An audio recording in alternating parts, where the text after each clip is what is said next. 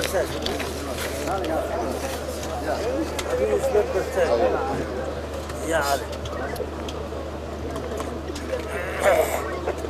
الله الرحمن الرحيم. الحمد لله والصلاة والسلام على أشرف الأنبياء والمرسلين. والله وهرين وحن شعبي وينها جمهورية سوماليلاند ugu hambalyeynaya meelay joogaan ba 24 gurida ka soo wareegtay xuska munaasabada qaranka ee 18 May. si gaar ah waxaan bogaadin ugu dirayaa geesiyaasha ciidamada qaranka kala duwan ee hadiya habeen heeganka u ah adkeynta amniga iyo difaaca dalka hooyo. mudanayaal iyo marwooyin midowgii dhex maray labadii dal ee Soomaaliya iyo Soomaaliya 1960kii wuxuu burburay 18 May 1991kii. maanta waxaa laga joogaa 24 sano oo gow ah xilliga aynu dib ula soo noqonnay xornimadeennii. ubadkii dhashay iyo kuwii ababay waqtiga ayaa maanta arrimanaya. taasi waxay muujinaysaa sida uu qankari u taabagalay una tis qaaday.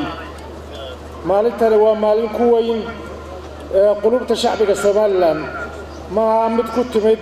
dayal iyo dheeldheel, balse waxaa loo soo qubay dhiig badan oo waxa u shahiiday kumiyaal geesi Allah u naxariisto jannada ka waraabiyo. madaxbannaanida Soomaaliland waxaana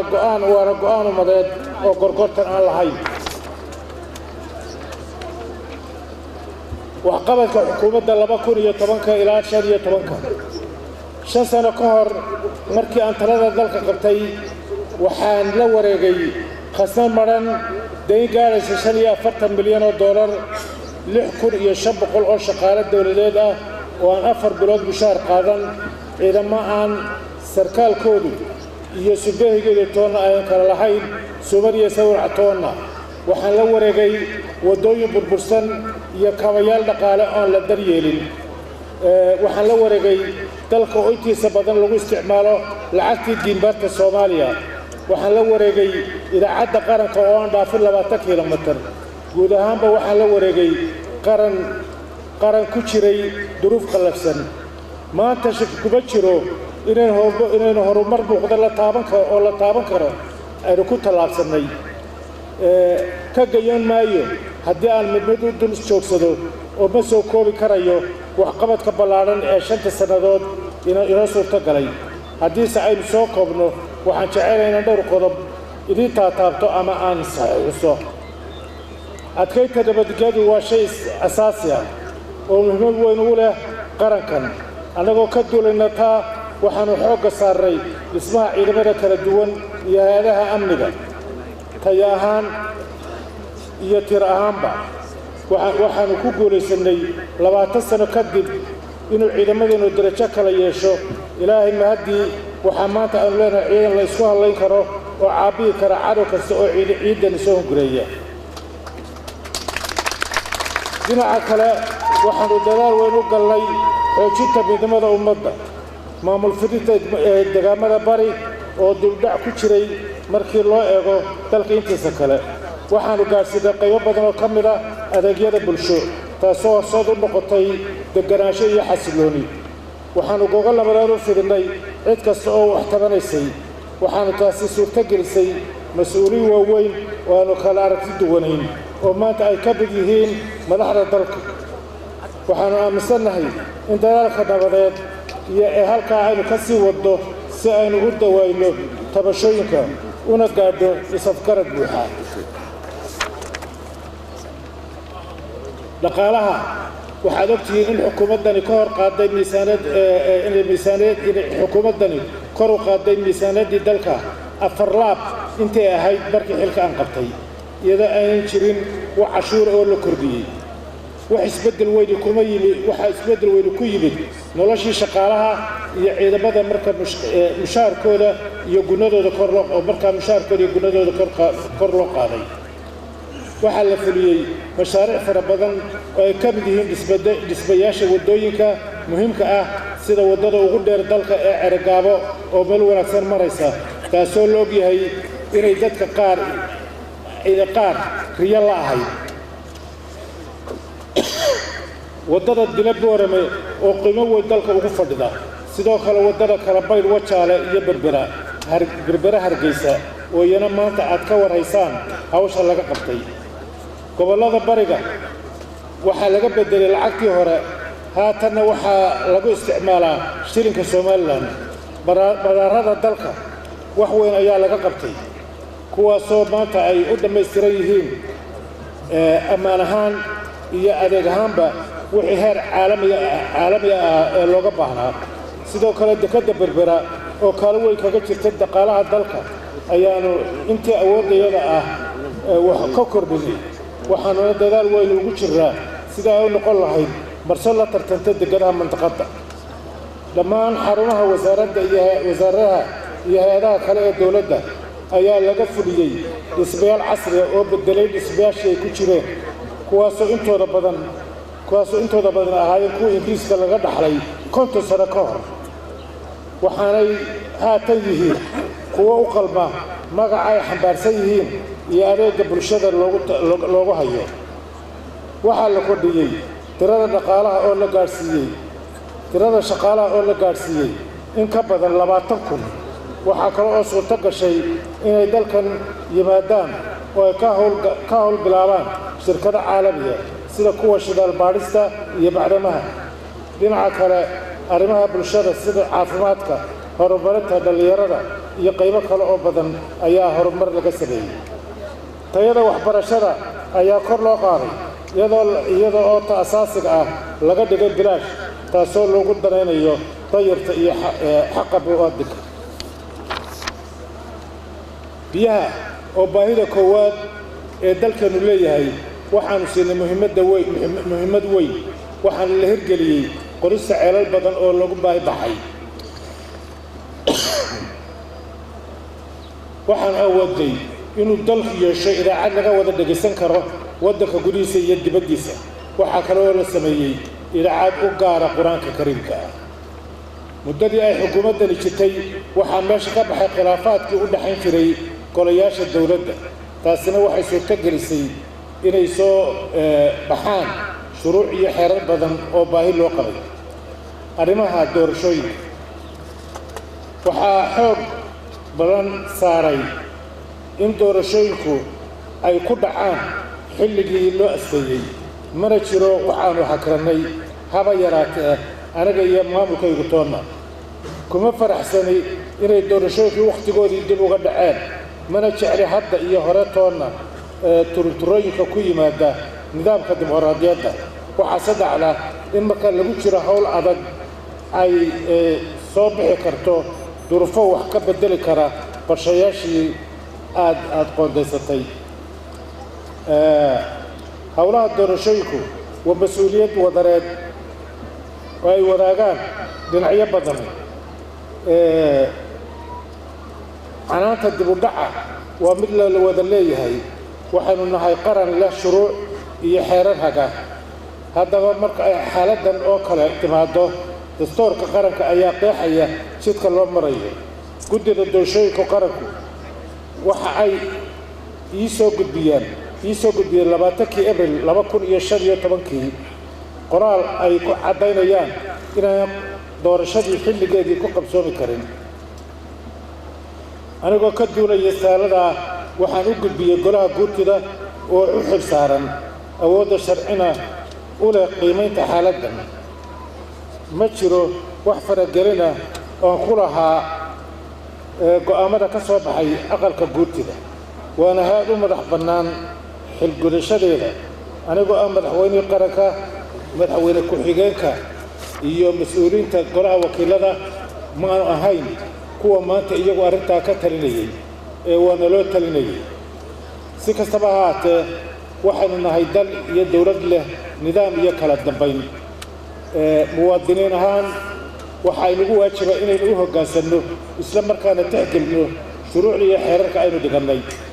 anigoo ah hoggaamiyihii qarankan si gaara waxaa ii saaran ilaalinta iyo dhaqangelinta shuruucda iyo dastuurka dalka u yaalla sidaa darteed go'aanka golaha guurtidu waa mid dastuuri ah waxaanu ku baaqnay kulan turxaan bixina وأن يسمون مادنا صدق حسبية قرن دمان دين على أرنتنا خصيصه محافظ المعارض وحنسوا تشيلية إنه الخلاف كان كل ما يسنوه وذا هذا وذا تشيء ولا الكنمة وصود وينيا وأن هاد عينيا ملحنا حسبية معارض كأقل حسبية معارض أقبل كأي كجا جوابين مرتقات وحقوق الصونة إلى النهاية بالشاب السل وحالات كستوى كتب عندك كجا بتا ولا تشي استرقادشة إسقنعين مدنيمة يوريتشين هذا ما هو حقولات دار بيا مسؤولين تقارنك يا مدرسة السوق إيمانية إن المرور با تنتبه قارن كان كار مريان وحكست إسلام مركانا أيمانتا إيمانك كوهايا إيران تقارن ماذا دورس الشروع ده أتكلم نبض غيره يمدني ماذا أمدا أي مثلا مدن يال يمروي وحنين عايقين عدينا يا إن كدور بدايو مصير كيمسحات الجود أمدا وحكست أوجارا وحنا هاي أحمد كيشالي سديت قعد مرك وخشرو كجت لي كرسي مدحوين إنه أنا قلت تعجلني مصلحة الدولة وكون مرورسي هي مسألة شعيل ليقوم يقان ووحنا هاي قابية كبد قابية تظلم لبشر بلد كون يستقال بقول يستقال شكي اللحدي ولقوا كلا دورا لها ملحويني لبن ملحويني حل قاوها من آدم سومال انت كشر السنين وحنا ترى لا أوجد تنازلي أنا أقول حزب جيجو سدات سنوات وأنا معارض هاي وحنا نقبلي صدح من الكردنيد وسكس كوهيا هذا يعرفتون ومليه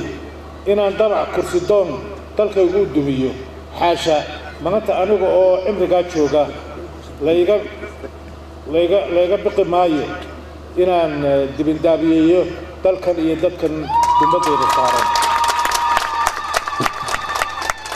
صبر كي يدلقاتكم معها دقنيمو فلسوا وحرواقان سهيدا سياسية سوبا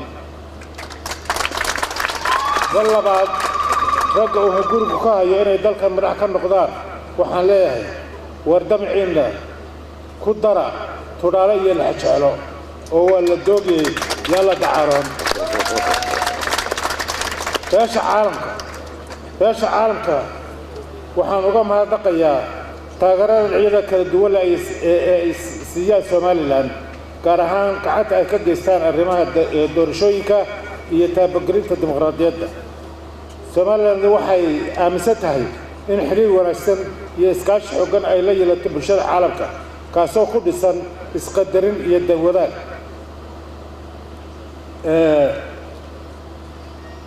qaar kamid ah wakiilada dawladda ay laga taageerad doorashooyinka waxa ka muuqda inuu gaaray warar xaqiiqda ka fog kaasoo keenay inay walwal ka buujiyaan dib u dhac yimid saaxiibadayo waxaan xusuusinaynaa inaanu nahay ummad aan dhaqan iyo waayo aragnimo weyn u leedahay xakamaynta يحل هرد خلافات السياسية وحشك كتيرين إن سوماليلاند هراء وجورستي كان سوق جروبتي دباتوين يوم مرحلات مرحلات عروس كعروس دبردع دور شيء كمان تتاجم يدو أن عدنا سوفر جرين وحنا مسنا هي إن الترحات الجدها يجع ترحات الجدها يتجعل كفلنا هاي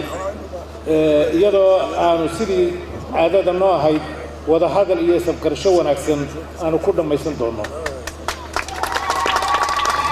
waxa cusub mudan in beesha caalamku ka codsanay inayna dhexdhexaadiyaan annaga iyo walaalaya Soomaaliya hase yeeshee wali wax jawaaba oo wax ku oola kama aan helin haddaba waxaanu isku hay qabala sida ay dawladaha qaarkood ugu degdegaya faragelinta arrimaha gudaha iyaga ah oo aanay ku filannahay